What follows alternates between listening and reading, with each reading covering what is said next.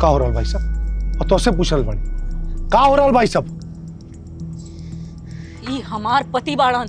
अरे गाय हमार 12 साल का बच्चा, तू 40 साल का औरत, ये तो और पति कैसे हो सकेला?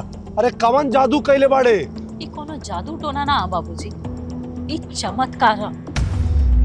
12 साल बाद हमार पति पुनर्जन्म लेके वापस आइल बाड़ा। अरे कैसन पुनर्जन्म और कैसन चमत्कार? हमारे बेटा हमरा से छीन ले थे, लेकिन हम ये होके ना अपना बेटा के लेके जाए। चल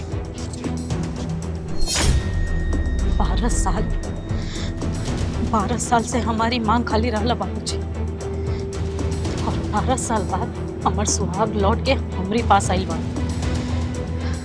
हम इनकरा के अपना से अलग ना हो, हम इनके कहीं ना जाए दे।